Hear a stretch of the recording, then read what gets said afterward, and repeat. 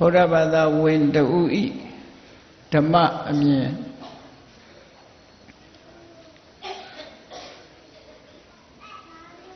တရားဓမ္မနဲ့ပတ်သက်တဲ့ဓမ္မအမြင်မှာဗုဒ္ဓဘာသာဝင်တို့ရဲ့တူညီသောအမြင်တစ်ခုဖြစ်မှတ်ယူကြရမယ်စေတော်ကျောင်းတကာကြီးအနာရဝိတ္ထေရဲ့ဓမ္မအမြင်ကိုမှတ်သားနိုင်ယူကြဖို့အင်္ဂုတ္တရနိကေအနာဒဗေဒိကသုတ်တံမှာလာတဲ့အနာရဝိတ္ထေနဲ့ဘာသာဝါဒမတူတဲ့ပုဂ္ဂိုလ်ရဲ့ဆွေးနွေးခန်းမှာအနာရဝိတ္ထေကဗုဒ္ဓဘာသာဝင်တူဖြစ်သူသူ့ရဲ့ဓမ္မအမြင်ကိုပြောကြားခဲ့တာဟာဗုဒ္ဓဘာသာဝင်တို့အဖို့မှန်ကန်တဲ့အမြင်တစ်ခုဖြစ်မှတ်သားနားလည်ကြရမှာဖြစ်တယ်။အဲ့ဒီမှာအနာရဝိတ္ထေပြောခဲ့တဲ့စကားလေးကပါလေ။သူပြောခဲ့တဲ့စကားလေးကိုပြန်ကြည့်မယ်ဆိုရင်ယံကိဉ္စိဘူတံသင်္ခတံပဋိစ္စသမုပ္ပန္နံဒရအိဋ္ဌံဒီစကားလုံးလေးကိုမှတ်သားထားဖို့ပေါ့ယံကိဉ္စိဘူတံသင်္ခတံပဋိစ္စသမုပ္ပန္နံ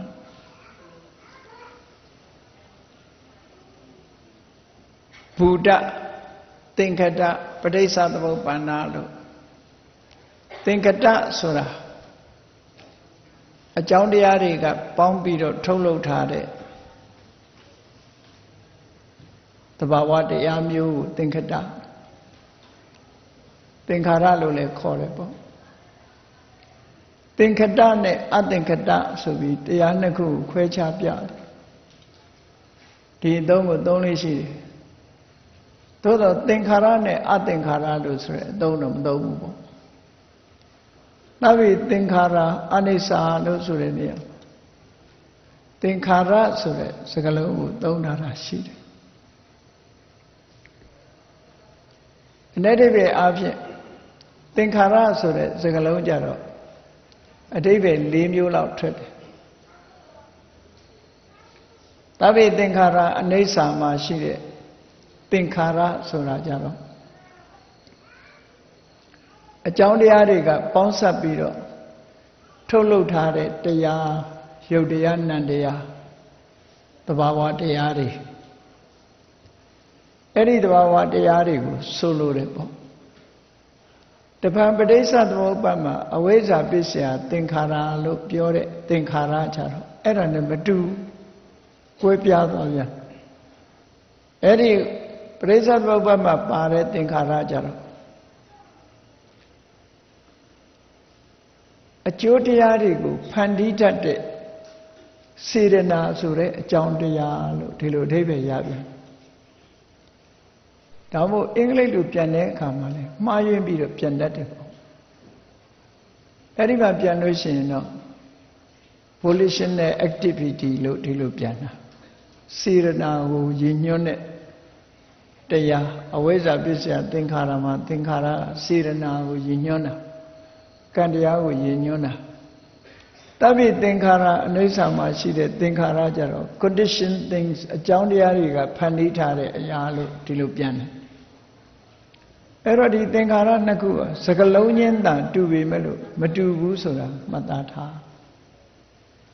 နောက်တစ်ခါခန္ဓာ၅ပါးထဲမှာသင်္ခါရခန္ဓာလို့ဆိုပြီးဟောတာရှိသေးတယ်အဲ့ဒီသင်္ခါရကလည်းအခုပြောခဲ့တဲ့သင်္ခါရ2မျိုးနဲ့မတူတော့ကွဲပြားခြားနားပြန်တယ်အဲ့ဒီသင်္ခါရကြတော့ mental information လို့စိတ်ကိုမှီပြီးတော့စိတ်တွေကိုချဲလဲနေတဲ့စေတသိက်တရားတွေလို့ဒီလိုအဓိပ္ပာယ်ရပြန်တယ်အဲ့ဒါကြတော့စေတသိက်တရားအလုံးကိုရကောက်ရတဲ့ဟာဖြစ်တယ်ပေါ့သင်္ခါရခန္ဓာသင်္ခါရကအဓိပ္ပာယ်တစ်မျိုးသဗ္ဗေသင်္ခါရသင်္ခါရကအဓိပ္ပာယ်တစ်မျိုးအဝိဇ္ဇာပစ္စယသင်္ခါရသင်္ခါရတစ်မျိုးအဓိပ္ပာယ်တစ်မျိုး နောက်အဓိပ္ပာယ်တစ်ခုကတော့သင်္ခါရဆိုတာလုံလပယောဂလို့ခေါ်တယ်အဘိဓမ္မာသင်္ကာမှာသသင်္ခါရိကအသင်္ခါရိကသင်္ခါရဆိုတာလုံလပယောဂကောက်တယ်အဲ့တော့သင်္ခါရရဲ့အဓိပ္ပာယ်ဟာသူ့နေရာနဲ့သူယူရမှာမို့တစ်ခုနဲ့တစ်ခုမတူဘူးလို့မတူတာတွေကိုရောထွေးပြီးတော့အဓိပ္ပာယ်မှတ်မယ်ဆိုရင်မှန်ကန်တဲ့အဓိပ္ပာယ်မရနိုင်ဘူးအခုဒီသင်္ကတအသင်္ကတဆိုတဲ့အသုံးအနှုန်းမှာကြသင်္ကတဆိုတာအကြောင်းတရားတွေကပေါင်းစပ်ပြီးတော့ပြုပြင်ထားတဲ့အရာဒီလိုဆိုလို့တော့အဲ့ဒါတွေကရုပ်တရားမှန်သမျှလည်းပဲသင်္ကတပဲဘာဖြစ်လို့တော့ကံစိတ်ဥတုအာဟာရအကြောင်းတရားတွေကပေါင်းစပ်ပြီးတော့ပြုပြင်ထားတာဖြစ်သောကြောင့်ထုတ်လုပ်ထားတာဖြစ်သောကြောင့်သင်္ကတစိတ်စေတသိက်ဆိုတဲ့နံတရားတွေဟာလည်းအာယုံဝတ္ထုစုံစည်းပြီးတော့ထုတ်လုပ်ထားတာဖြစ်သောကြောင့်ဆိုင်ရာအကြောင်းတရားကြောင့်ဖြစ်ပေါ်လာတာဖြစ်သောကြောင့်သူတို့ဟာလည်းအကြောင်းတရားကလှုပ်ထားတဲ့သင်္ခတပဲအဲ့တော့ဘယ်ရုပ်ပဲဖြစ်ဖြစ်ဘယ်နာမဲဖြစ်ဖြစ်ရုပ်နာမှန်သမျှတခါတရံတော့နိဗ္ဗာန်ကိုနာလို့ခေါ်တာရှိသေးတယ်သို့တော့ဒီနာထဲမှာမပါဘူးရုပ်နာတွေကနာအဓိပ္ပာယ်နဲ့မတူဘူးအဲ့တော့ပုံမှန်အားဖြင့်ဆိုရင်ရုပ်တရားမှန်သမျှရုပ်နာလို့သုံးတဲ့ထဲကနာတရားမှန်သမျှဆိုင်ရာအကြောင်းတရားတွေကပေါင်းစပ်ပြီးတော့ထုတ်လုပ်ထားတာဖြစ်သောကြောင့်သင်္ခတတရားတွေအဲ့တော့နာရဝိတ္တိကပြောတယ်ယံကိဉ္စိသင်္ခတံအကြောင်းတရားတွေကပေါင်းစပ်ပြီးထုတ်လုပ်ထားတဲ့တရားမှန်သမျှဘူတံဖြစ်ပေါ်လာတဲ့တရားမှန်သမျှပဋိစ္စသမုပ္ပါဒ်အကြောင်းတရားကိုစွဲမိပြီးတော့ဖြစ်ပေါ်လာတဲ့တရားမှန်သမျှယံကိဉ္စိဘူတံသင်္ခတံပဋိစ္စသမုပ္ပါဒ်သင်္ခါရတရားအလုံးကိုခြုံငုံပြီးတော့ပြောလိုက်တာအဲ့ဒီနေရာမှာပဋိစ္စသမုပ္ပါဒ်ဆိုတာကိုကြည့်ရင်ဆိုင်ရာအကြောင်းတရားကိုစွဲမိပြီးမှသာဖြစ်လာတဲ့တရားသင်္ခတအကြောင်းတရားတွေကပေါင်းစပ်ထုတ်လုပ်မှသာဖြစ်လာတဲ့တရားဘူတအဖြစ်တရားလို့ဒီလိုပြောလို့ရတခါတရံအငင်းပွားတတ်သေးတယ်ငင်းစရာမလိုပါဘူးသူရှုထောင့်ကနေသူပြောတာရှုထောင့်ကိုသာမေးရရုပ်တရားနံတရားတွေဟာအဖြစ်တရားလားအရှိတရားလားနဲ့တချို့ကမေးခွန်းလုပ်ပြီးတော့ထုတ်ချင်ကြတယ်အရှိဆိုသည်ကပရမတ္ထအားဖြင့်တကယ်ရှိလို့အရှိလို့ပြောတာလောကမှာမရှိဘဲခေါ်နေတဲ့အရာတွေရှိတယ်လေယုံကြိုလိမ့်မွေးပဇွန်သွေးမသိဘူးမော်ရန်ယုံကတော့ဂျိုပေါက်ချင်ပေါက်နေမှာတော့ကြာနော်လက်ကလည်းအမွေးပေါက်ချင်ပေါက်မှာတကယ်တော့ခဏိခိတိအောင်ယုံကြိုလိမ့်မွေးဆိုတာမရှိတာတွေကိုပြောတာအဲ့ဒီမရှိတဲ့အရာမျိုးဆိုပါတော့ပညာတရားတွေဟာပရမတ္ထရှုထောင့်ကကြည့်ရင်မရှိဘူးဆိုဒီမှာအသိဉာဏ်နဲ့ခွဲခြားစိတ်ဖြာလိုက်လို့ရှိရင်ခေါ်စရာပျောက်သွားတာကိုဆိုလိုတယ်တစ်ပင်တစ်ပင်ကိုပဲကြည့်လိုက်တစ်ပင်ကြီးတစ်ပင်ကိုကြည့်လိုက်ဒါပါလဲလို့ပြီးရင်တစ်ပင်ပြောကြမယ်တစ်ပင်ဒါဖြင့်တစ်ပင်မှာအစိတ်ပိုင်းတွေအများကြီးရှိတယ်အမြင့်ကိုတစ်ပင်ခေါ်တာလားပင်စီကိုတစ်ပင်ခေါ်တာလားအကိုင်းအခက်ကိုတစ်ပင်ခေါ်တာလားအရွက်ကိုခေါ်တာလားအပွင့်ကိုခေါ်တာလားမေးလိုက်လို့ရှိရင်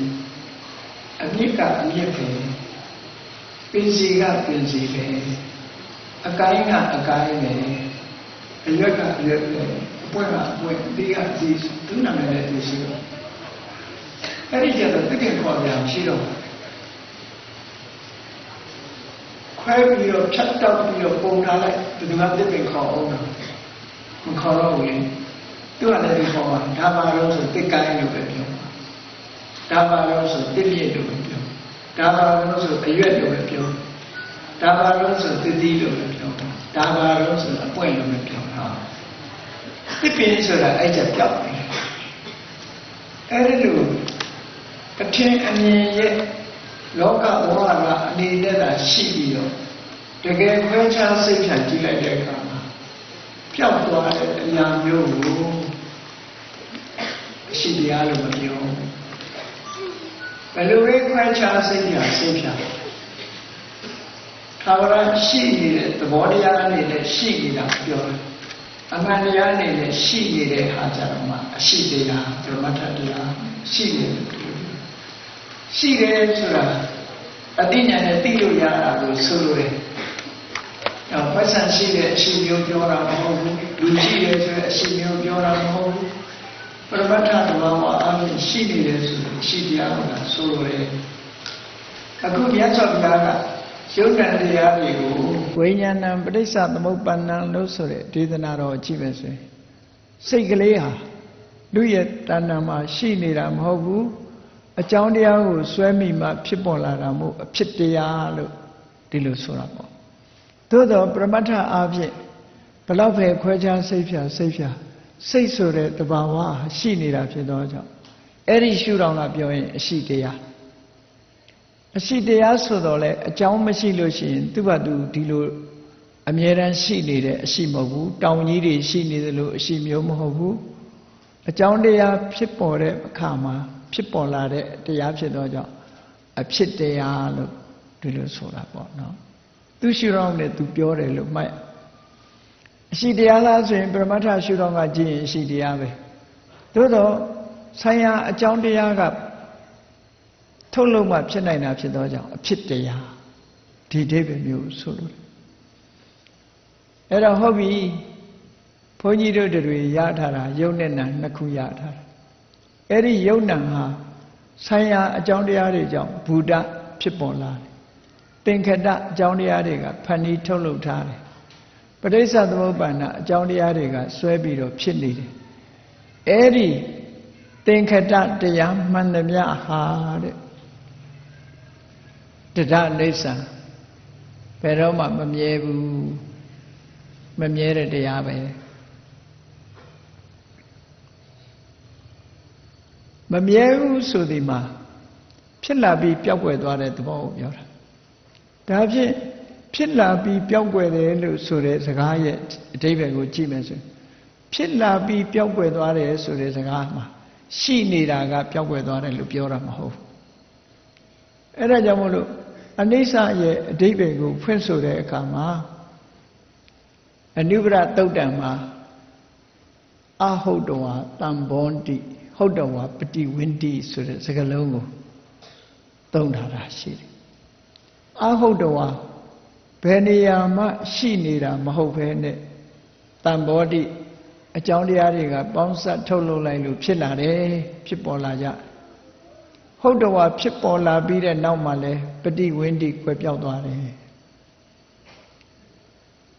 အဲ့တော့မဖြစ်ခင်ကလည်းရှိမနေဘူးဖြစ်လာပြီးတော့လည်းပျောက်သွားတယ်ဒါကိုအနိစ္စလို့ခေါ်တယ်အနိစ္စရဲ့သဘောဆိုအဲ့ဒီ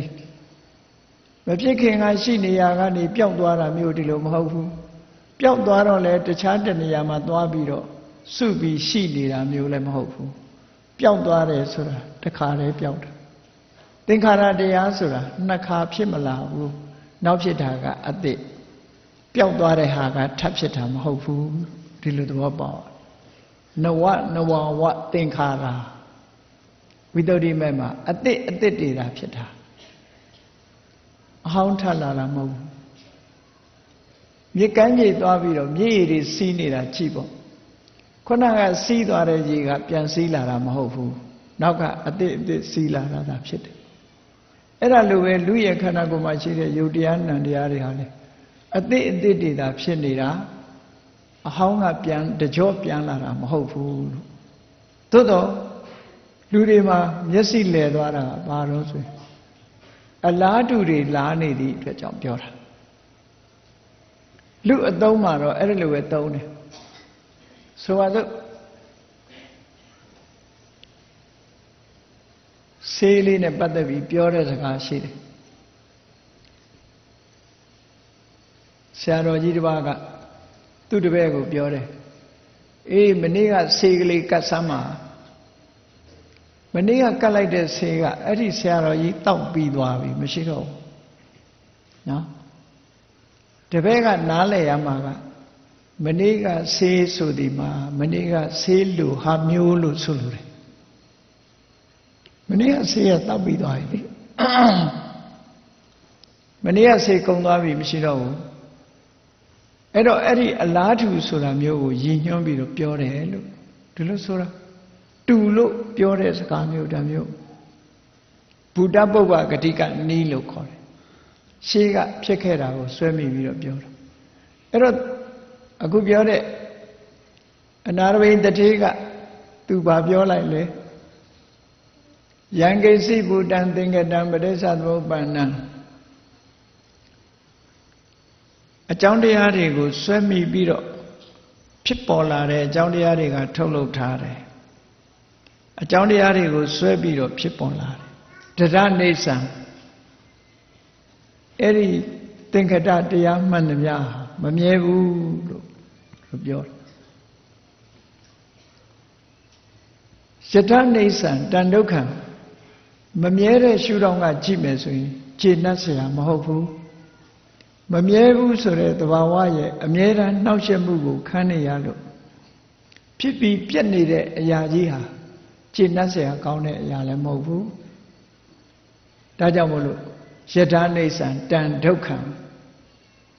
တနည်းအားဖြင့်ပြောမယ်ဆိုလို့ရှိရင်ဖြစ်မှုပြက်မှုတွေကအတွင်း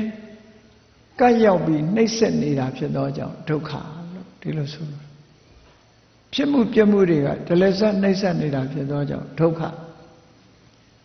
ယံဒုက္ခံဒရနတ္တာအဲ့ဒီလိုဒုက္ခဖြစ်နေတဲ့အရာကြီးဟာကိုယ်လိုတိုင်းဖြစ်တာမဟုတ်သည့်အတွက်ကြောင့်အနတ္တလို့အနိစ္စဒုက္ခအနတ္တဆိုတဲ့အမြင်သင်္ကတတရားမှန်သမျှမမြဲဘူးမမြဲလို့ဒုက္ခဖြစ်လို့အနတ္တအဲ့ဒီအမြင်အဲ့ဒီလိုအနိစ္စဒုက္ခအနတ္တဖြစ်တဲ့သင်္ကတတရားတွေကိုမှန်ကန်တဲ့အမြင်က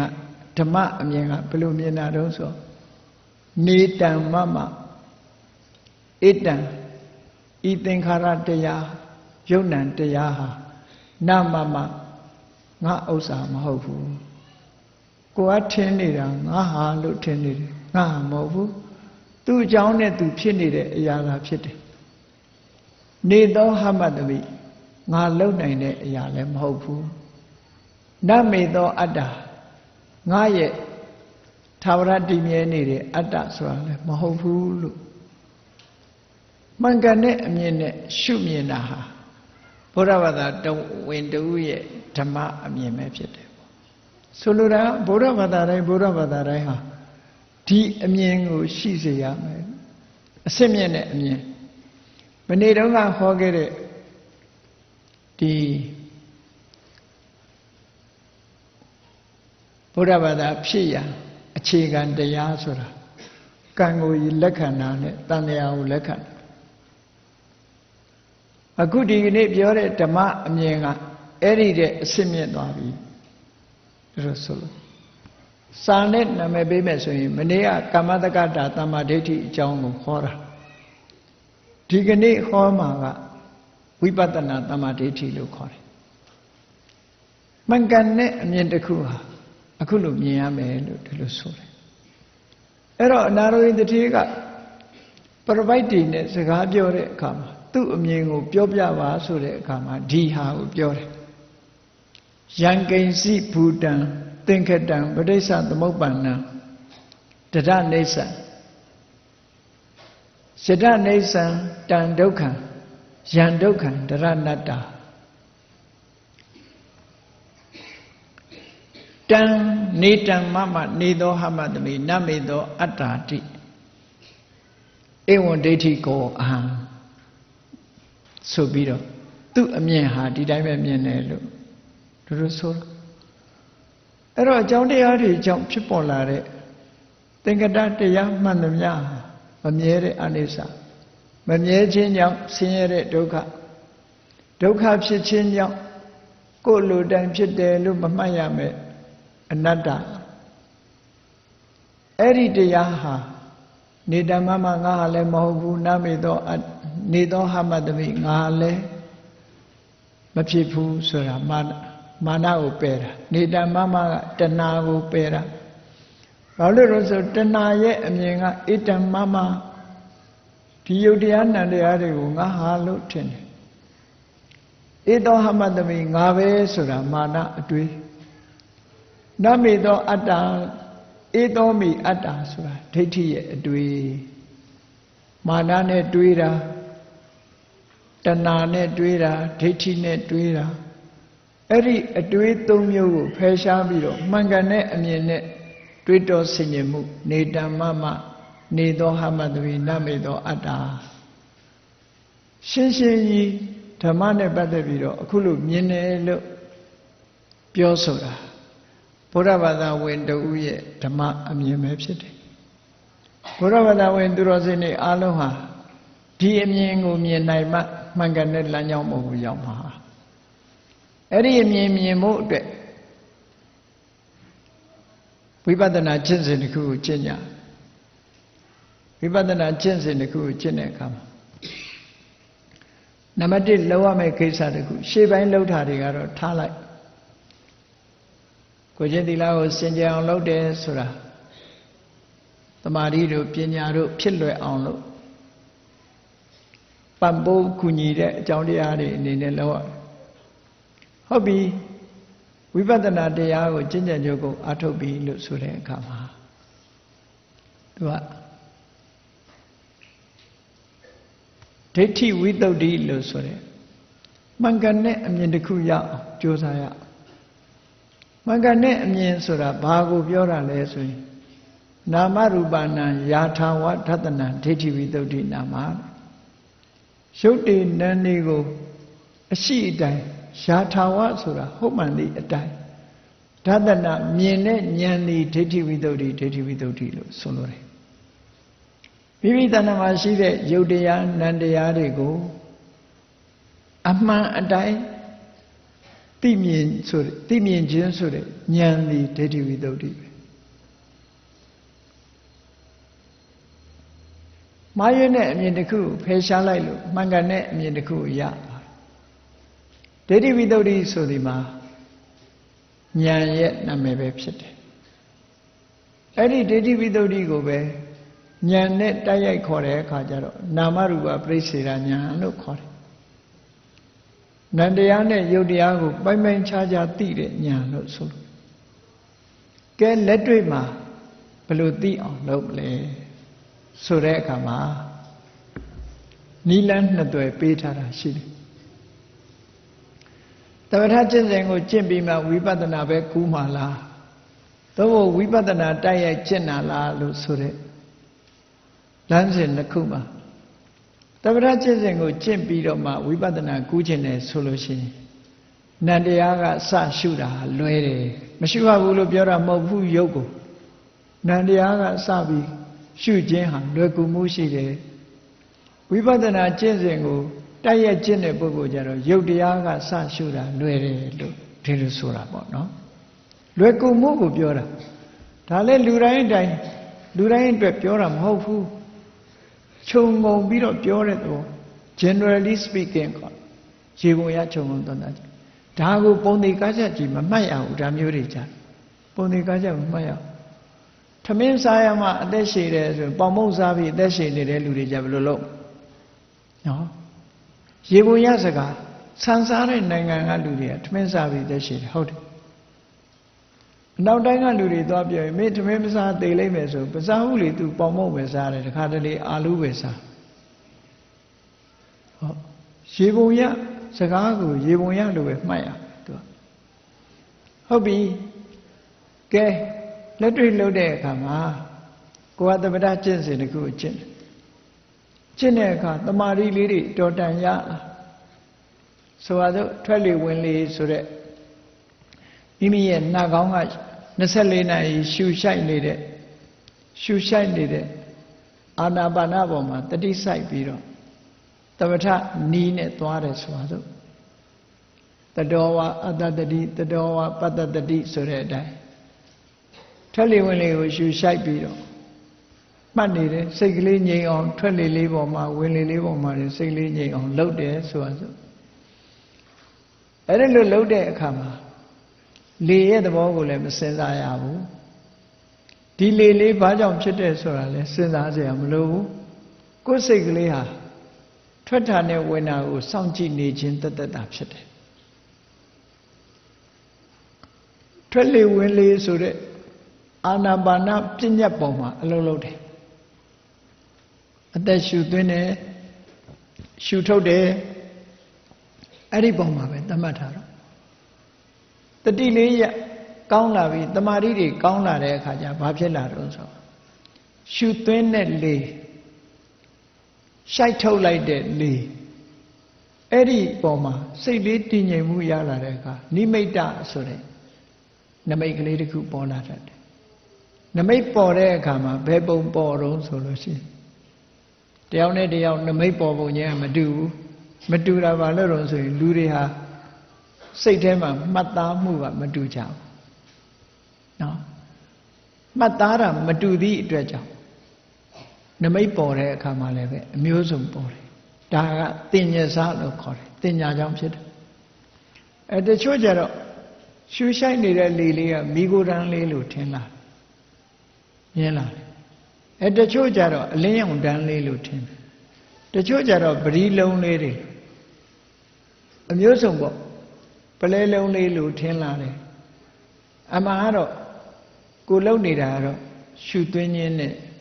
ရှိုက်ထုတ်ခြင်းပေါ်မှာမှတ်သားနေခြင်းပဲဖြစ်တယ်သို့တော့စိတ်ထဲမှာထင်အောင်မြင်အောင်ဖြစ်ပေါ်လာတာမိဂိုရန်လေးထွက်နေတယ်လို့စိတ်ထဲမှာမြင်လာစိတ်လိုက်တောက်ပြီးတော့ထုတ်လိုက်တဲ့အခါမိဂိုရန်လေးထွက်သွားတယ်လို့သွင်းလိုက်တဲ့အခါမှာလည်းမိဂိုရန်လေးဝင်သွားတယ်လို့စိတ်ထဲမှာအဲ့လိုဖြစ်ပေါ်လာအဲ့ဒါကိုနိမိတ်တာလို့ခေါ်တယ်အဲ့ဒီနမိတ်ပေါ်လာတဲ့အပေါ်မှာဆက်လက်ပြီးတော့အလုံးလုံးသွားတယ်တမာတိစွမ်းအားတွေကတဖြည်းဖြည်းပိုကောင်းလာတဲ့အခါနောက်ဆုံးမှာ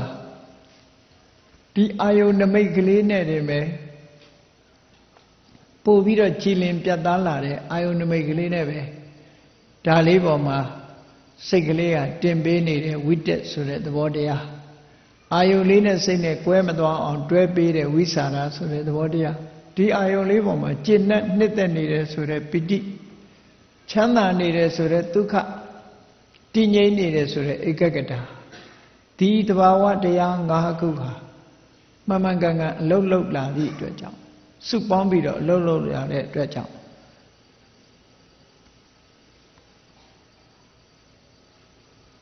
ဒီမြင်တဲ့အာယုံကြားတဲ့အာယုံ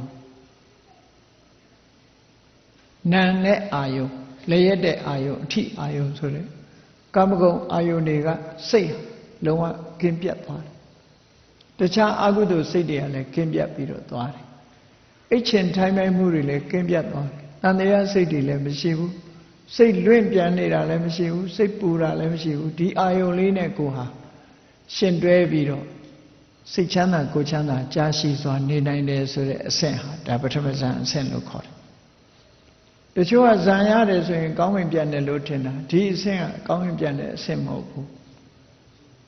တမာတိစွမ်းကအလွန်ကြီးမားပြီးတော့အဘိညာဉ်ရပြီဆိုတော့မှကောင်းဝင်ပြန်တာကဖန်တီးယူရတဲ့အရာသာဖြစ်တယ်ဟုတ်ပြီအဲ့ဒါလို့အာယုန်နမိတ်ကလေးပေါ်မှာတပ္ပထကျင့်စဉ်ကျင့်လိုက်လို့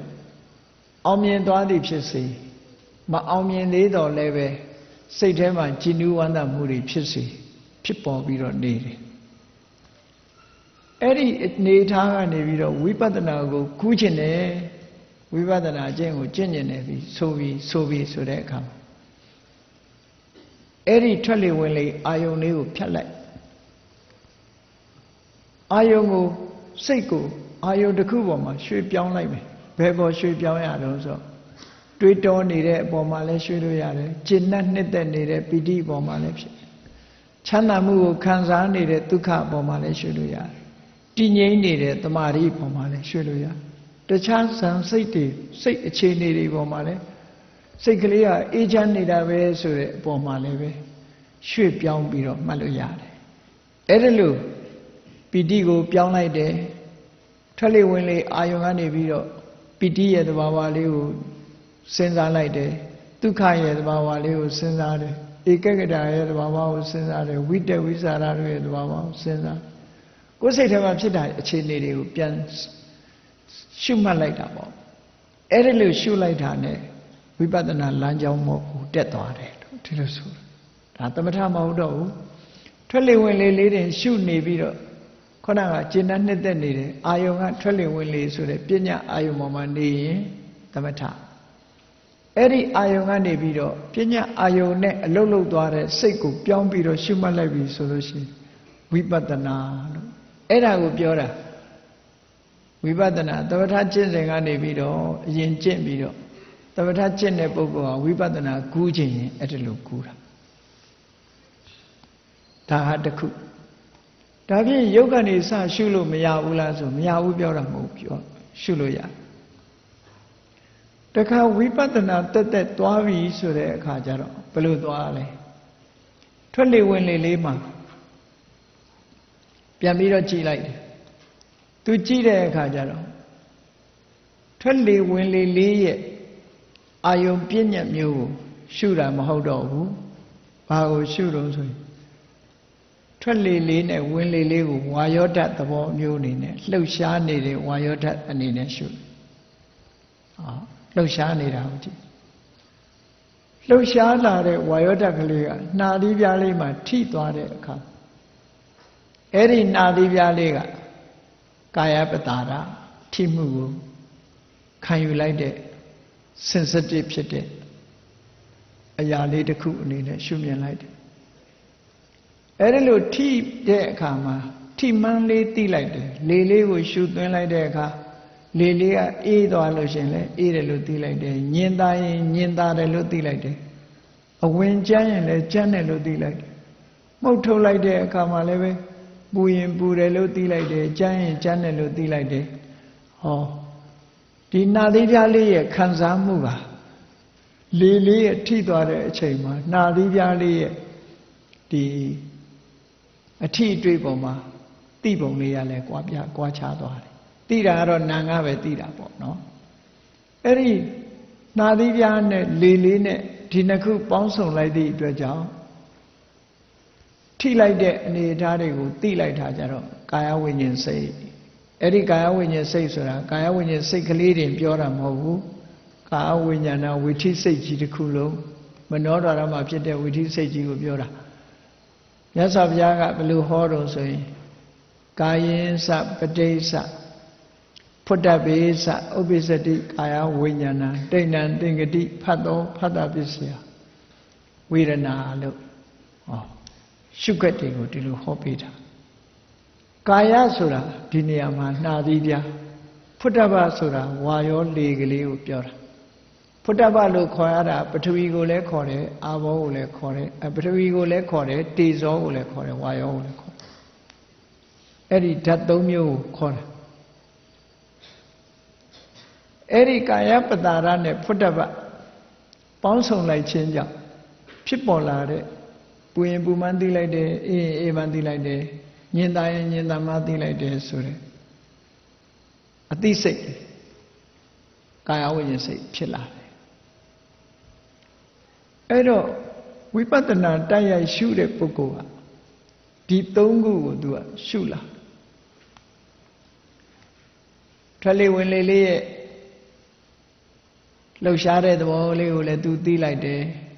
အဲ့ဒီလှုပ်ရှားမှုသဘောကကာယပတာရကိုလာထိတဲ့အခါမှာကာယပတာရရဲ့သဘာဝကိုလည်းသူသိလိုက်တယ်ဒီနှစ်ခုပေါင်းစုံခြင်းကြောင့်ဖြစ်ပေါ်လာတဲ့ထိတိစိတ်ကလေးကိုလည်းသူသိလိုက်တယ်ဟော၃ခုသိသွားဒါကဝိပဿနာကိုတိုက်ရိုက်သွားတဲ့အခါအဲ့ဒီလိုသွားတာဟောအာနာပါနကသွားတဲ့အခါဝိပဿနာကိုတိုက်ရိုက်သွားတယ်ပြောမယ်ဆိုရင်ဓာတ်ကြီး၄ပါးရှုတော့ကသွားတာပဲဝါယောဆိုတဲ့ဝါယောဓာတုထွက်လေဝင်လေဆိုတဲ့ဝါယောဓာတုကြည့်ဝါယောဓာတုကနေပြီးတော့ကာယပတာရကိုထိတယ်ဖုဒ္ဓဘထိတဲ့အခါမှာထိတိဆိုတဲ့စိတ်ကလေးပေါ်လာတယ်အဲ့ဒီ၃မျိုးခွဲခြားပြီးတော့သိလိုက်တာသိလိုက်တဲ့အခါကျတော့တဘာဝကိုသူရှင်းရှင်းကြီးဒီ၃ခုကတစ်ခုနဲ့တစ်ခုမတူဘူးဆိုတာဟာ နောက်ပိုင်းကြတော့တတိတွေတမာရီတွေဉာဏ်စွမ်းအားတွေကြီးမားလာတဲ့အခါကျတော့တတိပြုမိလာတယ်။ဩဝါယောဓာတ်ကလှုပ်ရှားနေတဲ့သဘောပါလား။အဲ့ဒီလှုပ်ရှားမှုကထိခိုက်လာတော့ကာယပတာရမှာထိခိုက်တော့ကာယပတာရဟာ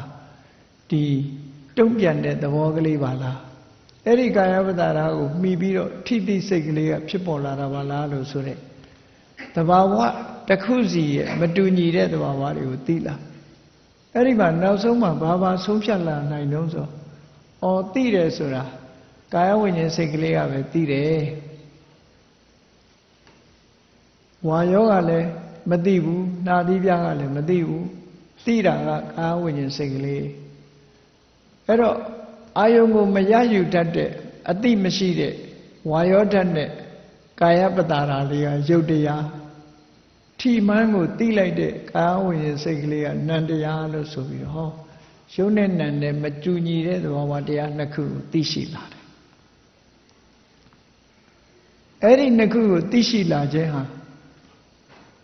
အစပထမတော့မထင်မရှားဝိုးတော်ဝါဖြစ်ခြင်းဖြစ်မယ်ပေါ့တဖြည်းဖြည်းကျင့်သားရလာတဲ့အခါကျတော့ရှင်းရှင်းကြီးမြင်လာရှင်းရှင်းကြီးမြင်လာဒါယုတ်တရားဆိုတာသိလာတယ်နံတရားဆိုတာလည်းသိလာကျွတ်တင်ပြီးတော့သင်ကြားမှုဆိုတာလည်းအရေးကြီးတယ်နော်သင်ကြားထားမှုကအရေးကြီးတယ်သင်ကြားထားမှုမရှိလို့ရှိရင်လွဲမှားမှုတွေဖြစ်ပေါ်လာတတ်တယ်တတိထားဘယ်အလုပ်ပဲဖြစ်ဖြစ်ကားမောင်းတာတောင်သင်ပြီးမှမောင်းရတာမဟုတ်လားမသင်မဲနဲ့မောင်းရင်ဒုက္ခရောက်မှာပေါ့ထမင်းချက်တာတောင်သင်ရတယ်လေဟင်းချက်တာလည်းသင်ရတာတရားအထုတ်တာကြတော့မသင်မဲနဲ့သွားအထုတ်လွဲကုန်မှာပေါ့သင်ရမှာပဲရုပ်ဆိုတာဘယ်လိုဟာကိုခေါ်တယ်နာမ်ဆိုတာဘယ်လိုဟာကိုခေါ်တယ်ဆိုတာသင်ကိုသင်ရမသင်လို့ရှိရင်တော့ကြတော့ပြောတဲ့အပေါ်မှာအဓိပ္ပာယ်အကောက်လွဲသွားတတ်တယ်စားကျင်တာကနန္တရားစားတာကယုတ်တရားနဲ့ဒီလိုပြောကြအဲ့တော့ဘောဓုတမရှိရင်သူကစားကျင်တာကနန္တရားဟုတ်ပြီဟောစားကျင်တာနန္တရားဆိုတဲ့အပေါ်မှာနန္တရားဆိုတဲ့အတိကိုမမှတ်ဖဲနဲ့စားကျင်တာကနံစားတာကယုတ်လို့ဆိုရနေပြီနောက်ဆုံးကြတော့နံဆိုတာရဲ့အဓိပ္ပာယ်ကိုမသိသည့်အတွက်ကြောင့်သူကသူစဉ်းစားလာတယ်စားကျင်တာကနံဆိုငါစားကျင်တာနံမဟုတ်ပါဘူးငါစားကျင်တာပန်းသီးပဲဆိုပြီးတော့စားကျင်တာကပန်းသီးဒီလိုဖြစ်ကုန်ရောနောက်ကြတော့အဲ့ဒါဘောဓုတမရှိလို့ဖြစ်တာနော်ဘောဓုတမရှိရင်အဲ့လိုဖြစ်ကုန်မှာပဲလွယ်မှားမှုတွေဖြစ်ကုန်တယ်ဒါကြောင့်မို့လို့နာရဲ့တဘာဝဆိုဒီမှာအတိအာယုံဘက်ကိုညွတ်တာညွတ်လို့တိတဲ့တဘာဝတရားကိုဆွလို့တာသွားခြင်းနာစားခြင်းနာဒီအာယုန်နေနဲ့ပတ်သက်ပြီးတော့သိတာဆိုလို့တယ်အဲ့ဒါမဟုတ်ဘဲနဲ့ဘောဓုတမရှိရင်လွဲမှားပြီးတော့သွားတတ်တယ်အေးဒါကြောင့်မို့အခုထက်လေဝင်လေဆိုတဲ့အာယုန်လေးတစ်ခုပေါ်မှာပြဉ္ညာကိုအာယုန်ပြုတ်ပြီးတော့ကြည့်ရင်သမထကျင့်စဉ်တစ်ခုဖြစ်ပြီးတော့ဝါယောအနေနဲ့ကြည့်မယ်ဖုဒ္ဓဘနဲ့ဝါယောဝါယောဓာတ်ဆိုတာဖုဒ္ဓဘပေါ့လေကာယပတာရရဲ့ဝါယောဖုဒ္ဓဘရဲ့ထိတိစိတ်ရဲ့ဟောဒီလို၃မျိုးကွဲပြားခြားနားစွာသိပြီးတော့ရှုပြီးဆိုတဲ့အခါကျတော့ဒါကဝိပဿနာတိုက်ရိုက်သွားတဲ့နည်းလို့ဒီလိုဆိုတာတခြားနည်းတွေလည်းရှိသေးတယ်ဒါကနမူနာလေးတစ်ခုတင်ပြောတာဒါပဲလောက်ရမယ်တခြားမလောက်ရဘူးလို့ပြောတာမဟုတ်ဘူးဘာပဲဖြစ်ဖြစ်တရားမှတ်တယ်ဆိုတာတဘာဝကိုထိအောင်မှတ်လို့ရှိရင်တရားပဲဖြစ်တယ်တဘာဝမထိလို့ရှိရင်တော့မရဘူးသို့တော့တချို့ကပရမတ်ပညာကိုအလွန်အကျွံစဉ်းစားပြီးတော့ဒါကပရမတ်အတိဒါကပညာအတိဒါကတင်ညာအတိနဲ့ဆိုပြီးဒါတွေကပထမတော့တွဲနေတာကြီးပဲအကုန်လုံးတွဲနေတာကအမှန်လမ်းကြောင်းပေါ်ရောက်အောင်ရှစ်ဆက်ကြိုးစားဖို့ပဲလိုသေးတယ်နော်ရှစ်ဆက်ကြိုးစားဖို့လိုသေးတယ်အဲ့ဒီနေရာမှာအငင်းပွားရမှာမဟုတ်ဘူးဒါကပညာကြီးပဲတို့ဒ ဒါကပရမတ်ပဲနဲ့အငင်းပွားစရာမလိုဘူးဆိုတာကိုရှင်းပြမယ်ဓာတ်ကြီး၄ပါးကိုမြတ်စွာဘုရားဟောတဲ့အခါမှာကြည့်ဟဋ္ဌိပဒောပမတုတ်မှာပရမတ်တန်လို့ရှိရင်ဘာပြောတော့ဆိုပရမတ်ဆိုတာဟာနော်ပထဝီဆိုတဲ့ပူရပထဝီဆိုတာပြော့တဲ့သဘောမာတဲ့သဘောအတုံးခဲသဘောဒါပထဝီအာဘောဆိုတာရိုးစည်းတယ်ဖွဲ့စည်းတယ်တေဇောဆိုတာပူတယ်အေးတယ်ဝါယောဆိုတာတွန်းကန်တယ်လှုပ်ရှားတယ်ဒါသူ့ရဲ့သဘာဝရှုထောင့်ကပြောတာအဲ့ဒါကိုပရမတ်လို့ဆိုပြီးအဲ့ဒါထိအောင်ဒီပထမမှာအဲ့ဒါတိမှပရမတ်စစ်ဆိုပြီးတော့ပရမတ်တန်တဲ့ပုဂ္ဂိုလ်ကအဲ့ဒီကိုသွားတတ်တယ်အစပထမမှာအဲ့ဒါလို့ရှုခိုင်းတာမဟုတ်သေးဘူးမဟာဟဋ္ဌိပဒောပမတုတ်မှာကြည့်မြတ်စွာဘုရားဆံမေမွေးခြင်းခြေသက်လက်သက်သွားအရေးအသားအကျော်အယိုးချင်စီအညွတ်နှလုံးအသက်အမေအဖြစ်အဆုပ်ဥမဥသိဇာသစ္စာဟောင်းအုံနောက်ဆိုတဲ့ဒီ20အဲ့ဒီ20ကိုမြတ်စွာဘုရားကပထဝီဓာတ်လို့ခေါ်တာပထဝီဓာတ်လို့ခေါ်တာဒါတွေကပြဉ္ညတ်တွေပါလို့သွားပြောလို့မရဘူးမြတ်စွာဘုရားပရမတ်စိုက်ထိဖို့အတွက်ကြတော့အတုံးခဲဒီအပြော့သဘောမာသဘောဟာပရမတ်အစစ်ဟုတ်တယ်မှန်တယ်သို့တော့စဉ်းစားရမှာကတဏှာဖြစ်တာဟာပရမတ်ပုံမှာဖြစ်သလားပညာပုံမှာဖြစ်သလားဒါကိုစဉ်းစားဖို့လိုတယ်တရားအထုတ်တယ်ဆိုတာတွေ့တာမှုဖယ်ဖို့ပဲတရားအထုတ်ရတာအဲ့တော့လူတွေဟာတွေ့တာဟာဆံပင်ပေါ်မှာတွေ့တာလားသို့မဟုတ်ပြော့သဘောမာသဘောမှာတွေ့တာလားလို့မေးခြင်းဆံပင်ပေါ်မှာတွေ့တာလေဆံပင်ပေါ်မှာတွေ့တာကိုတွေ့တာမှုပြောက်အောင်လုပ်ရတာတဘာဝတရားကမ္မထာထုတ်တယ်ဆိုတာဆွဲလန်းတဲ့ဟာပြောက်အောင်လုပ်တဲ့သဘောပဲဒါကြောင့်မို့မြတ်စွာဘုရားဒီပင်နေဆံပင်မွေးခြင်းခြေသက်လက်တဲ့ဓာတ်တွေကိုသူ့နာမည်နဲ့ပေးပြီးတော့ပထဝီဓာတ်20လို့ခေါ်တယ်အဲ့ဒီထဲမှာနောက်ဆုံးအဆင့်ရောက်လာတဲ့အခါမှာအလုံးဟာအခုပြောခဲ့တဲ့အရာတွေဟာပြော့သဘောမာသဘောဆိုတဲ့သဘာဝလက္ခဏာထဲမှာအကုန်ဝင်သွားတယ်ဆိုတဲ့အတိအရတော့နောက်ကြသိလာလို့ဆိုလို့တယ်နောက်မဟာတတိပဌာဏတုတ်မှာမြတ်စွာဘုရားဓာတ်ကြီး၄ပါးကိုရှုခိုင်းတယ်ဓာတ်ကြီး၄ပါးရှုတဲ့အခါမှာဥပမာပေးထားတာအမှန်တမ်းရှင်းတယ်ခန္ဓာကိုယ်ရဲ့အာယုံစိုက်ပြီးတော့ကြည့်ဘုန်းကြီးတို့ခန္ဓာကိုယ်ကြီးကိုကိုယ့်ကိုယ်ဝိပဿနာရှုထောင့်ကနေကြည့်ပြီးတော့အတုံးတွေအခဲတွေအဖတ်တွေကိုတပုံပုံလိုက်ဆိုပါစို့အယိုးတွေအသားတွေ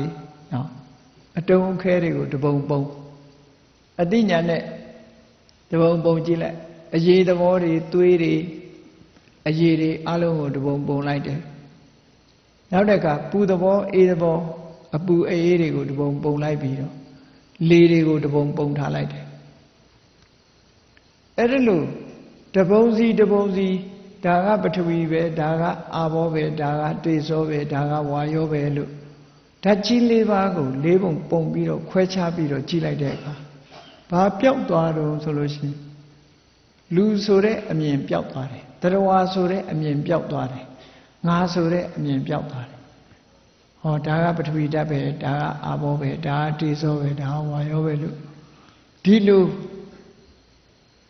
တတ္တပညာပျောက်သွားအောင်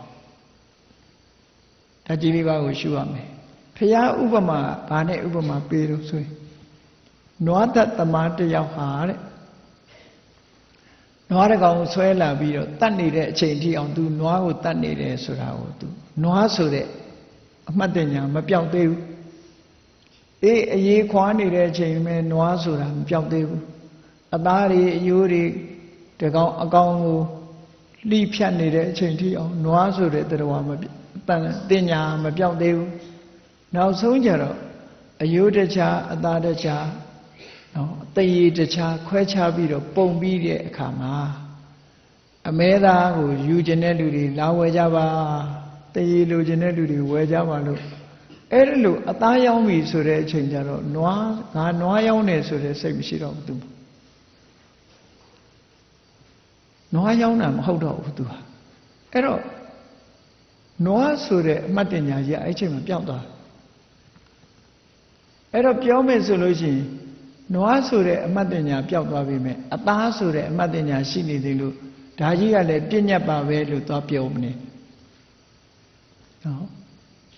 ပြဉ္ညတ်ဆိုတာတော့ပြဉ္ညတ်တည်းကြီးပဲအသိဉာဏ်မြင့်မားလာတဲ့အခါကျတော့မှပရမတ္ထအာယုံဆိုတာဖြစ်လာ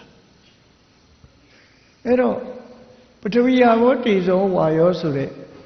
အပုံလေးပုံနဲ့ကိုယ်ခန္ဓာကိုယ်ကြီးကိုဖြတ်ချပြီးတော့ကြည့်လိုက်တဲ့အခါမှာယောက်ျားဆိုတဲ့ပုံပန်းတဏ္ဍာကြီးလည်းမရှိတော့ဘူးမိန်းမဆိုတဲ့ပုံပန်းတဏ္ဍာကြီးလည်းမရှိတော့ဘူးငါဆိုတာလည်းမရှိတော့ဘူးသူတော်ဘာဆိုတာလည်းမရှိတော့ဘူးပထဝီယာဘောတေဇောဝါယောဆိုတဲ့ဓာတ်ကြီး၄ပါးမျှတာခုနကနွားဆိုတာမရှိတော့ဘူးအသားတို့အယိုးတို့အရည်တို့ဒါတွေပဲရှိတော့တယ်နွားဆိုတဲ့အမြင်အသိစိတ်လုံးဝမရှိတော့ပျောက်သွားအဲ့ဒါလို့မြတ်စွာဘုရားကဓာတ်ကြီး၄ပါးနဲ့ပတ်သက်တဲ့ကမ္မထံကိုဒီလိုရှုခိုင်းဒီနေရာမှာစဉ်းစားကြည့်ဖို့လူတွေကလောဘဖြစ်တာပထဝီဘောအာဘောဘောတေဇောဘောဝါယောဘောဆိုတဲ့ဓာတ်ကြီး၄ပါးပေါ်မှာတွေ့တာမှုဖြစ်တာလားသို့မဟုတ်လူဆိုတဲ့ပုံပန်းတဏ္ဍာပေါ်မှာဖြစ်တာလားလို့ဆိုရင်လူဆိုတဲ့ပုံပန်းတဏ္ဍာပေါ်မှာဖြစ်တာအဲ့ဒါကြောင့်မလို့ခွဲခြားစိတ်ဖြာကြည့်လိုက်တဲ့အခါမှာငါသူတစ်ပါးယောက်ျားမိန်းမဆိုတဲ့အထင်တွေအမြင်တွေဟာလုံးဝပျောက်သွားတော့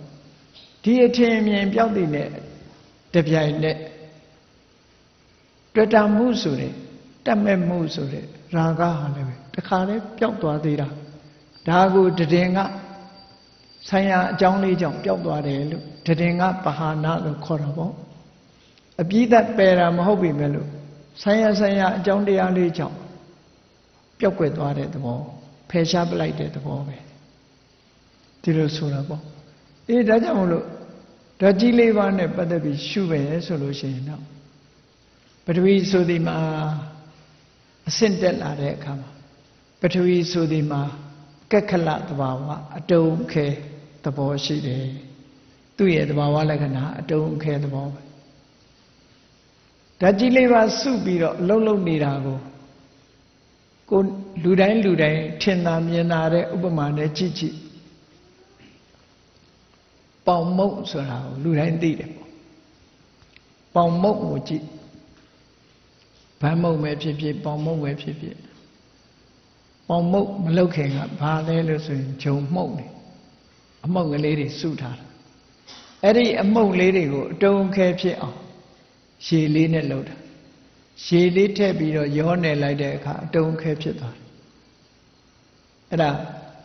ပေါင်မုတ်ဖြစ်လာတယ်ဆိုတာအဲ့ဒီမှာမူလကအမှုန့်ကလေးတွေအဲ့ဒီအမှုန့်လေးတွေကအခုလို့အတုံးခဲဖြစ်သွားပြီဆိုတာသဏ္ဍာန်ပြောင်းလာတာအဲ့ဒီမှာဘယ်သူကနေပြီးတော့ဒီအမှုန့်လေးတွေကိုစူးစီးပေးသလဲဆိုရင်အာဘောကနေစူးစီးပေးတာရေကနေစူးစီးလိုက်တဲ့အခါကျတော့အတုံးသဘောအခဲသဘောဖြစ်လာအဲ့ဒီအတုံးသဘောအခဲသဘောတွေကပထဝီစူးစီးထားတဲ့ရေကအာဘောအဲ့ဒီလိုစူးစီးထားတာကိုမားလာအောင်အပူပေးတာတို့ဖြစ်စေအေးခန္ဓာပဲဖြစ်စေပေါ့ရင့်မားလာစေတာကတေဇောဒီပုံတရံမပြောင်းအောင်တွန်းထားတာ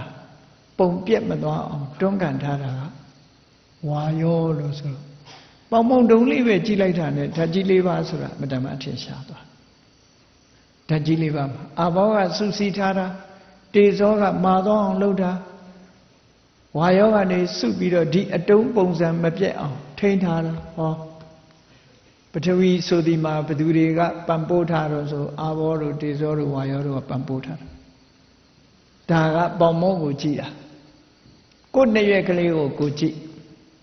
နှစ်ရွက်ကလေးကြည့်လိုက်ရင်လည်းအဲ့ဒီသဘာဝဆဲလေးတွေဆိုတဲ့ရုပ်မုံလေးတွေ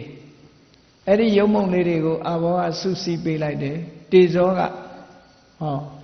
မာလေးဖြစ်လာအောင်ရင့်ကျက်စေတယ်ဝါယောကနေပြီးတော့ဒီပုံတရံလေးမပြတ်အောင်တွန်းကန်ပေးထားတယ်ဆွဲစိပေးထားတယ်စုစည်းပေးထားတယ်အဲ့ဒါကြောင့်မလို့ဒီပုံစံလေးဖြစ်နေတာဟောဓာတ်ကြီးလေးပါ နှာခေါင်းပုံစံကြည့်အောင်မလားမျက်လုံးပုံစံကြည့်အောင်မလားပထဝီအာဘောတေဇောဝါယောတို့ကစုစည်းထားတာဟောဒီပန်းပွင့်လေးတွေဟာလည်းပဲဒီတိုင်းပဲပေါ့ပထဝီအာဘောတေဇောဝါယောဒါလေးပါဆိုင်ရတွေစုပေါင်းပြီးတော့အလုပ်လုပ်ထားတာဒါဟာအဓိကရုပ်တွေထဲမှာပထဝီအာဘောတေဇောဝါယောဆိုတဲ့ဗဟိတမှာရှိတဲ့ရုပ်ဒီပုံစံပဲအဲ့ဒီပုံမှာသိနိုင်တဲ့အရာတခြားရုပ်လို့ခေါ်ရမယ့်အရာဘာတွေပါသေးတော့ဆိုအစင်းအရောင်မျက်စိနဲ့မြင်လို့ရတာပါတယ်နှာခေါင်းနဲ့နမ်းရှုလို့ရတာပါတယ်လျှာနဲ့ရက်ပြီးသိရတဲ့ဟာပါတယ်ခန္ဓာကိုယ်နဲ့ထိတွေ့ပြီးတော့သိရမယ့်ဟာပါတယ်သို့မဟုတ်ဒီသဘာဝတရားကနောက်ထပ်သဘာဝတရားတစ်ခုကိုထုတ်လုပ်မဲ့အရာပါတယ်အဲ့ဒီမှာမျက်စိနဲ့မြင်လို့ရတာကအစင်းရူပနှာခေါင်းနဲ့နမ်းရှုလို့ရတာကခန္ဓာလျှာနဲ့အရသာခံကြည့်လို့ရတာကရတ္တတခြားရုပ်အသစ်ကိုဆက်လက်ဖြစ်ပေါ်စေနိုင်တဲ့စွမ်းအားရှိတာကဩဇာလို့ဆိုတော့ကြည်ဓာတ်ကြီးလေးပါရဲ့အစင်အနံအရသာဩဇာရဲ့အဲ့ဒီရုပ်ရှိခုရဲ့အပေါင်းပဲလို့ဒီလိုဆိုတာပန်းပွင့်လေးတွေးလိုက်လေဒီရုပ်ရှိခုအပေါင်းပဲပေါင်ပုံလေးကြည့်လိုက်ရင်လည်းဒီရုပ်ရှိခုအပေါင်းပဲအပြင်ဘက်ပါသက်ရှိတ attva တွေကြတော့အဲ့ဒီတဲ့တစ်ခုပို့တယ်ဘာလဲလို့ဆိုရင်ကန့်ညောင်ဖြစ်တဲ့ရုပ်တွေပါလာသည့်အတွက်ကြောင့်ဇီဝိတဆိုတာလေးပို့လာတော့9ခုနဲ့ဖွဲ့စည်းတယ်10ခုနဲ့ဖွဲ့စည်းတာမရှိဘူးပြောတာမဟုတ်ဘူးရှိတယ်ဥရုကြောင့်ဖြစ်တာတို့စိတ်ကြောင့်ဖြစ်တာတို့အာဟာရတို့ကြောင့်ဖြစ်တာတို့10ခုနဲ့ပဲဖွဲ့စည်းတယ်အေးကန့်ညောင်ဖြစ်တဲ့အရာကြတော့9ခုနဲ့ဖွဲ့စည်းတယ်အသက်ဆိုတာလေးပါလာတယ်အသက်ဆိုဒီမှာဒီရုပ်တွေကိုမပြတ်အောင်ထပ်မံရှင်သန်လာအောင်ထိမ့်သိမ်းတာအခြင်းပဲဖြစ်တယ်အစ္ဆဒမှာပဲကြည်ဗဟိတမှာပဲကြည်ရုပ်တဘာဝတရားတွေဟာဘယ်လိုမှတစ်ခုစီရုပ်တစ်ခုစီခွဲခြားစိတ်ဖြာပြည့်လို့မရဘူးဒါကြောင့်မို့အဝိနိဘောဂရုပ်လို့ခေါ်တာအဝိနိဘောဂဆိုတာ indivisible ခွဲစိတ်ပြည့်လိုက်မယ်ဆိုလို့ရှိရင်သူကသဘာဝတွေပြတ်သွားတယ်တော့အလုံးဟာလောကိစာသင်မှုထားတဲ့ပုဂ္ဂိုလ်တွေဆိုသိမယ်water ရေဆိုတာ H2O လို့ပြောကြတယ်ဟော H2O ဆိုတာဟိုက်ဒရိုဂျင်က2ဆအတမ်2ခုအောက်ဆီဂျင်ကအတမ်1ခုပေါင်းလိုက်တော့ဒီအတမ်3ခုပေါင်းစပ်ထားတာကိုပဲရေလို့ခေါ်တယ်အဲ့ဒီ3ခုကိုခွဲခြားစိတ်ဖြာပြလိုက်မယ်ဆိုရင်ရေဆိုတာမဟုတ်တော့မရှိတော့သူ့ရဲ့ quality မရှိတော့ထို့တူပဲဒီရုပ်တရားတွေဟာသူတို့ကရေကိုသိပ္ပံပညာရှင်တွေက3ခုပဲခွဲနိုင်တယ်မြတ်စွာဘုရားကဒီမဲ့10ခုတည်းအောင်ခွဲပြမြူမုံလေးတောင်မှမြတ်စွာဘုရားက10ခုခွဲပြနိုင်ဒါဟာကွာခြားချက်ပဲသိပ္ပံနဲ့ပြောနေကြမြတ်စွာဘုရားတရားတော်ကပို့ပြီးတော့မြင်မာနေတယ်လွန်ခဲ့တဲ့နှစ်ပေါင်း1500ကဟောတဲ့တရားရဲ့အဆင့်ကိုသိပ္ပံအကုန်မတွေ့ဘူးမြတ်စွာဘုရားကကြည့်သက်မဲ့တွေအရာတွေကိုခွဲလိုက်တဲ့အခါတစ်ခုနှစ်ခုခွဲတာမဟုတ်ဘူး10ခုထိအောင်ခွဲပြထားတယ်ရုပ်တရားတွေဟာ unity of 8 10ခုတွေရဲ့အစုဝေးမြတာဖြစ်တယ်အဲ့ဒီ10ခုကိုတစ်ခုစီခွဲပြလိုက်လို့ရှိရင် quality တွေမရှိတော့ဘူးပျက်စီးသွားပြီရုပ်ဆိုတာပြောစရာအကြောင်းမရှိတော့ဒီလိုဆိုလို့ထို့တူပဲနံတရားတွေကလည်းပဲ unity of 8ပဲ10ခုပေါင်းထားတာတခုတည်းဟာအလုံးမဖြစ်ဘူးဆိုတာစဉ်းစားကြည့်ပေါ့နာယီလေးတစ်ခုပဲကြည့်ဆိုရတဲ့နာယီလေးကြည့်ဘယ်နှခုပေါင်းထားသလဲကိုယ့်ဟာကိုယ်ရေတွက်ကြည့်ကဲတစားစီဖြုတ်သိမ်းလိုက်မယ်ဒီနာယီဟာအချိန်ကိုပြောနိုင်မှာမလားမပြောနိုင်တော့ဘူးထို့တူပဲလူတွေရဲ့တဏ္ဍာမှာလဲဟောဒီယုတ်တိနန်းတွေဟာပေါင်းဆက်နေလို့စကားပြောတယ်ရဲတယ်ငိုတယ်အမျိုးစုံဖြစ်လာဘာနဲ့ဥပမာတူတော့ဆိုရုပ်သေးရုပ်နဲ့အလွန်တူတယ်ပေါ့ကျိုးဆွဲတဲ့အတိုင်းလှုပ်ရှားနေတယ်သို့မဟုတ်ခုခေတ်ရုပ်သေးတွေကြတော့ဘက်ထရီနဲ့သွားတာဆိုဘက်ထရီအားနဲ့ရုပ်လေးတွေက စကားပြောတယ်လှုပ်ရှားတယ်သွားတယ်လားဖြုတ်ထားလိုက်ရင်တစစီဘာတစ်ခုမှမရှိတော့ထို့တူပဲလူတွေရဲ့တဏ္ဍာမှာလည်းပဲတစ်ခုစီကြတော့ဘာအစွမ်းအားမှမရှိဘူးတစစီထားကြည့်နိုင်လေးကအချိန်ပြောတယ်ဆိုတာဟာအကုန်လုံးပေါင်းစပ်ထားမှအချိန်ပြောတယ်ဘုန်းကြီးတို့ဂျာမနီနိုင်ငံသွားပြီးတော့အဘိဓမ္မာသင်တန်း9ခေါက်ပို့ချမှုတယ်ဂျာမန်လူမျိုးတွေအဲ့ဒီတော့ကစမ်းမိတဲ့အခါပြောပါတယ်အဲ့ဒီတကဘယ်ရာပဲဖြစ်ဖြစ်အားလုံးဟာစုပေါင်းပြီးတော့လှုပ်လှုပ်တာလို့ highway ပေါ်မှာပြေးနေတဲ့ကားတစ်စင်းပဲကြည့်အကြောင်းတရားတွေအများကြီးပေါင်းစပ်ထားတာကဲအဲ့ဒီထဲမှာမင်းတို့ဘယ်လိုထင်လဲဘယ်ဟာကအရေးကြီးဆုံးလို့ထင်လဲနော်ဘယ်ဟာကကား highway မှာပြေးနေတာဘယ်ဟာကြောင့်ပြေးနေတယ်လို့ထင်ကြသလဲလို့ဆိုနော် important ဘယ်ဟာလဲဆိုတော့ဂျာမန်တယောက်ကလွတ်ခနဲ့ဖြေလိုက်တာ driver တဲ့ driver ဟာအဓိကပဲပေါ့အေးမင်း driver အဓိကဆိုလို့ရှိရင်ငါကဝါယာကြိုးလေးတစ်ချောင်းဖြုတ်လိုက်မယ်သို့မဟုတ်ဘိန်းတစ်ဘိန်းကိုငါဖြုတ်လိုက်မယ်သို့မဟုတ်ဓာတ်စီကိုငါထည့်မပေးဘူးဆိုရင်အဲ့ဒီကဘယ်လိုမောင်းလို့ရအောင်မလားလို့ဆိုကြံတဲ့လူတွေကသဘောပေါက်တော့ equally important ဟော equally important ဆိုအလုံးဟာတညီတယ်ပဲတညီတယ်ပဲစုပေါင်းလုပ်တဲ့အရာတစ်ခုဟာအလုံးဟာအရေးပါတာကြီးပဲအရေးမပါဘူးလို့တစ်ခုမှမရှိဘူးကားတစ်စီးသွားနေတာဝါယာကြိုးလေးတစ်ချောင်းကစအရေးပါတယ်အဲ့ဒီဝါယာကြိုးလေးပြုတ်နေကားမောင်းလို့ရမှာမဟုတ်ဘူးအလုံးဟာ important ပဲလို့နောက်ကြတော့သဘောပေါက်ထို့တူပဲရုပ်တရားနံတရားတွေဟာ equally important ဘာလို့တော့ဆိုရင်ပေါင်းစပ်ထားမှလှုပ်ရှားလို့ရတာဒါကိုဝိသုဒ္ဓိမဲ့မှာလည်းပြောတယ်နာမံနိဋ္ဌိဇံနန္တတက်ကဘာအစွမ်းစားမှမရှိပါဘူးတဲ့နော်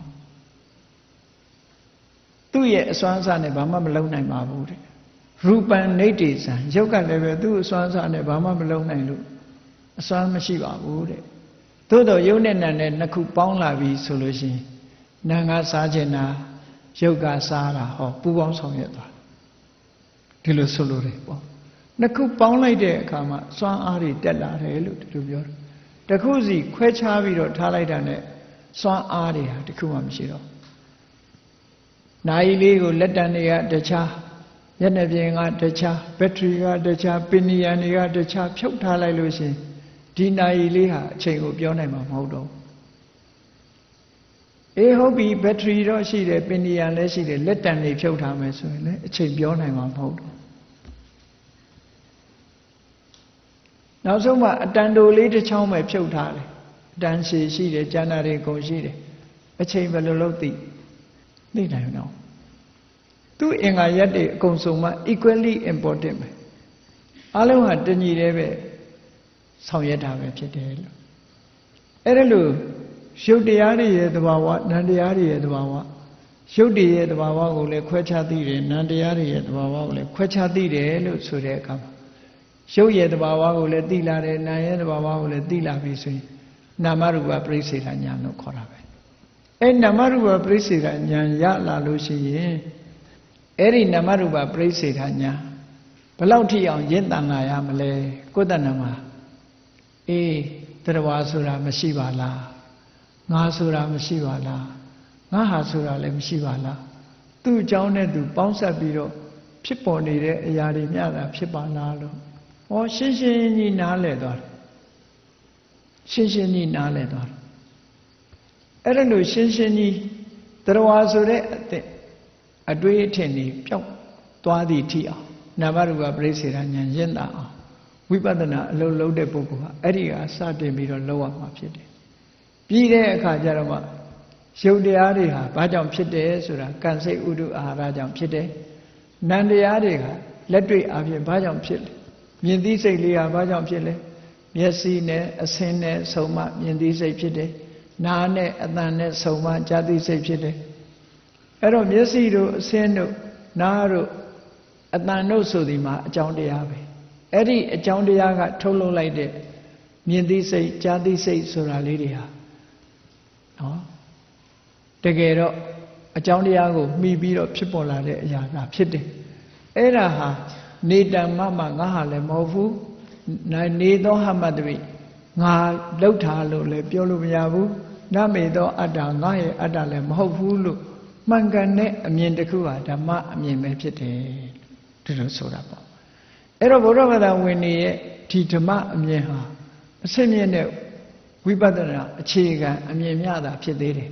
ဒီတဲ့အစစ်မြင့်တဲ့ဉာဏ်အမြင်တွေကိုဆက်လက်ပြီးတော့မြင်အောင်ကြိုးစားနိုင်ဖို့လိုသေးတယ်ဒါကြောင့်မို့နာမရူပပရိစ္ဆေဒဉာဏ်နဲ့ပစ္စယပရိက္ခဉာဏ်အကြောင်းတရားကိုလည်းသိတယ်နန္တရားကိုလည်းသိတယ်ယုတ်တရားကိုလည်းသိတယ်နန္တရားယုတ်တရားတွေရဲ့ဖြစ်ပေါ်လာတဲ့အကြောင်းတရားကိုလည်းသိတယ်ဆိုပါစို့စီကလေးတီးတဲ့အခါမှာစီတန်ပေါ်လာတယ်ဒီစီတန်လေးဟာစီထဲမှာရှိနေသလားတီးတဲ့ဒုတ်ထဲမှာရှိနေသလားဆိုဘယ်မှာမှရှိနေတာအပြင်မှာရှိနေတာလားဘယ်မှာမှမရှိဘူးသို့တော့စီရယ်စီတီးတဲ့ဒုတ်ရယ်တီးတဲ့လူရယ်သုံးခုပေါင်းလိုက်တဲ့အခါမှာစီတန်လေးထွက်လာပြီးတဲ့အခါဒီအတန်ဟာပျောက်ကွယ်သွားတာပဲငကိုယ်တော့ကတဏှာရမှာအောင်းပြီးတော့နေတာမဟုတ်ဘူးအကြောင်းကိုမှီပြီးတော့ဆွဲဖြစ်တာအဲ့ဒီသဘောတိုင်းပဲတို့တွေရဲ့တဏ္ဍမှာရှိတဲ့အသိစိတ်တွေဆိုတာအကြောင်းတရားတွေပေါင်းစပ်လို့ဖြစ်ပေါ်လာတဲ့အရာများတာဖြစ်တယ်အဲ့ဒါကိုပြောတာယံကိဉ္စီဘူတံသင်္ကတံပဋိစ္စသမုပ္ပန္နံအကြောင်းတရားကြောင့်ဖြစ်လာတာအဲ့ဒီဖြစ်လာတဲ့အရာဒီအနိစ္စဖြစ်လို့ဒုက္ခဖြစ်လို့အနတ္တအဲ့ဒီအနိစ္စဒုက္ခအနတ္တလို့ဆိုတဲ့သဘာဝတွေနဲ့မကင်းတဲ့ရုပ်တရားနံတရားတွေကိုမှန်ကန်တဲ့အမြင်နဲ့ကြည့်မယ်ဆိုရင်ငါဟာလည်းမဟုတ်ဘူးငါလည်းမဟုတ်ဘူးငါရဲ့အတ္တလည်းမဟုတ်ဘူးဆိုတဲ့ဒီအမြင်ဟာဘုရားဘာသာဝင်တို့ရဲ့မှန်ကန်တဲ့အမြင်ဓမ္မအမြင်ပဲဖြစ်တယ်အနာရဝိတ္ထေကြီးကဒီအမြင်ဟာသူ့ရဲ့အမြင်ဖြစ်ပါတယ်လို့ဒီလိုပြောဆိုခဲ့တာဖြစ်တယ်ဘုရားဘာသာဝင်တဦးရဲ့အမြင်လိုပဲကျန်တဲ့ဘုရားဘာသာဝင်တွေဟာလည်းဒီမှန်ကန်သောအမြင်တစ်ခုကိုရရှိအဲ့ဒီမှန်ကန်သောအမြင်ဖြစ်လာရင်တွေ့တာမှုဆိုတဲ့တန်ရောစဉ်တွေမုံနိမှုဆိုတဲ့တန်ရောစဉ်တွေကိုလျှော့ချနိုင်မှာဖြစ်တယ်တွေ့တာမှုတွေမလျှော့ချနိုင်သေးတဲ့မြတ်ဘာဖြစ်မလဲတောကဆိုတာလားနေဥမှာပဲပရိဒေဝဆိုတာလားနေဥမှာပဲဒုက္ခတွေဒေါမနတတွေဥပါယတတွေဆိုတဲ့စိတ်ပင်ပန်းမှုတွေလားနေဥမှာပဲတွေ့တာမှုကိုလျှော့ချနိုင်မှဒါတွေငြိမ့်မယ်အဲ့ဒီတွေ့တာမှုဆိုတာအဓိကအကြောင်းရင်းဖြစ်နေတဲ့ဒုက္ခသမုဒယတဏှာဆိုတာကိုဖယ်ရှားနိုင်အောင်ဝိပဿနာကျင့်စဉ်တစ်ခုကိုကျင့်ခြင်းဖြစ်တယ်ပေါ့အေးဒါကြောင့်မို့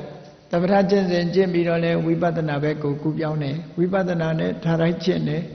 ဝိပဿနာကျင့်စဉ်သည်အဓိကအားဖြင့်တွေ့တာမှုကိုလျှော့ချဖို့ဖြစ်တယ်တွေ့တာမှုလျှော့ချတာဘာကိုဖြတ်သိမ်းဖို့လဲလို့ဆိုရင်တောကကိုဖြတ်သိမ်းဖို့ဖြစ်တယ်တောကမရှိမှရင်တွဲမှာအေးချမ်းမှုဆိုတာရမယ်အနုဆိုလို့ရှိရင်ရင်တွဲမှာဘယ်တော့မှမအေးနိုင်ဘူးမအေးပဲနဲ့တောကကင်းဝေးနေထိုင်ရေးတွေ့တာမှုကိုမလျှော့ချပဲနဲ့တို့တော့ဘာမှပူစရာမရှိဘူးလို့လူတွေကအထင်နဲ့ပြောကြတယ်လေတို့ဟာစီးပွားရေးကလည်းအဆင်ပြေတယ်သားတွေသမီးတွေကလည်းကြီးကုန်ပြီသူ့အလုံးနဲ့သူဖြစ်ပြီးငါပူစရာမရှိဘူးလို့ပြောတယ်ဘယ်မပူရမှာတော့သူ့ကိုယ်သူပူနေပြီအဲ့ချာနော်ပူစရာမရှိဘူးလို့ဘယ်တော့မှပြောလို့မရဘူးပူစရာမရှိဘူးလို့ပြောတာဟာအတွေ့အတာပြတ်ပြီဆိုရင်တော့ပြောလို့ရတွေ့တာမှုကတဏှာပြောင်းပြီးတော့တွဲနေတာလူတွေရဲ့သဘောကကြည့်လေနတ်ဆံမှာတော့မြေဈေးတွေမသိဘူးပြင်ဦးလည်းမှာတော့မြေဈေးတွေအမှန်တမ်းကြီးတယ်ကိုပိုင်ထားတဲ့မြေကလေးမလွတ်လပ်လို့လမ်းနဲ့မလွတ်လို့အသိခံရမှじゃပူမယ်လေဟုတ်ပြီကိုကတွေ့တာမှုကကိုပိုင်တဲ့ပစ္စည်းလေးပေါ်မှာတွေ့တာမှုရှိတယ်အဲ့ဒီပစ္စည်းလေးကိုရောင်းချလိုက်ပြီဆိုလိုက်တဲ့အခါကျတော့ကိုမပိုင်တော့ဘူးဘယ်ပေါ်သွားတွေ့ပြန်တော့ဆိုရောင်းလို့ရတဲ့ငွေပေါ်သွားတွေ့ပြန်တယ်ရွေ့သွားပြီအဲ့ကြတော့မြေပေါ်မှာမတွေ့ပြန်ဘူးကားရောင်းလိုက်ရင်လည်းကားပေါ်မှာမတွေ့တော့ဘူးငွေပေါ်မှာသွားတွေ့ပြန်တယ်ကားဝယ်ထားပြန်လို့ရှိရင်ကိုယ့်လက်ထဲရောက်လာတဲ့ကားပေါ်မှာပူကုန်မှာပဲကားပြန်ရောင်းလိုက်တယ်ဆိုရင်ကားပေါ်မှာမပူတော့ဘူးတွေ့တာမှုကနောက်ထပ်ဝယ်တဲ့ပစ္စည်းပေါ်မှာပြောင်းပူပြန်အဲ့တော့ပူလောင်မှုတွေကကိုတွေ့တာတဲ့အပေါ်မှာပြောင်းပြီးတော့နေတာအဲ့ဒီသဘောတွေကိုမဆင်ញင်နိုင်လို့ရှိရင်အေးပြီသားသမီးတွေအတွက်လည်းပူစရာမရှိဘူးနဲ့ဒီလိုပြောကြအေးပူစရာမရှိရင်ဘယ်သွားပူမှာတော့ကိုယ့်ကိုပူမှာနောက်ဆုံးကြတယ် ဒါကြောင့်မလို့အဲ့ဒီအပူတွေကင်းဝေးဖို့အတွက်နောက်ဆုံးမှာကိုယ့်ကိုယ်တောင်မတွဲတာအောင်တရားဓမ္မကိုကျင့်ကြံကြိုးကိုအားထုတ်ကြရတာဖြစ်တယ်ဘုရားမြတ်စွာရဲ့တရားနိလန်းအတိုင်းကျင့်ကြံကြိုးကိုအားထုတ်ကြမယ်ဆိုရင်တွေ့တာမှုတွေကိုဖယ်ရှားပြနိုင်တယ်တွေ့တာမှုကိုဖယ်ရှားပြနိုင်မှတောကဆိုတာလုံးဝငြိမ့်ပြီးစိတ်နှလုံးအေးချမ်းမှုဆိုတာတွေကိုရရှိခံစားနိုင်ကြမှာဖြစ်တယ်ဆိုတာကိုမှတ်သားနိုင်ယူကြပြီးဘုရားဘာသာတူဤဓမ္မအမြင်တိုင်းမိမိတို့သိမြင်အောင်ကျင့်ကြံကြိုးကုပ်အားထုတ်တော်မူနိုင်ကြပါစေကုန်သတည်း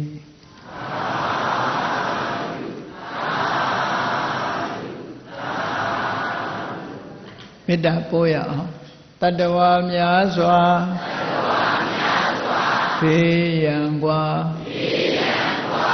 ချမ်းသာကြပါစေ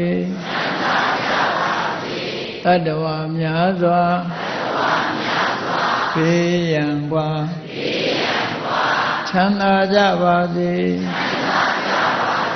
မေတ္တာရေချမ်းသွန်ကားဖြံငြိမ်းချမ်းကြပါစေမေတ္တာရေချမ်းသွန်ကားဖြံငြိမ်းချမ်းကြပါစေသက်ရှိချမ်းသာစိတ်ချမ်းသာလူရဆန္ဒပြေပါစေ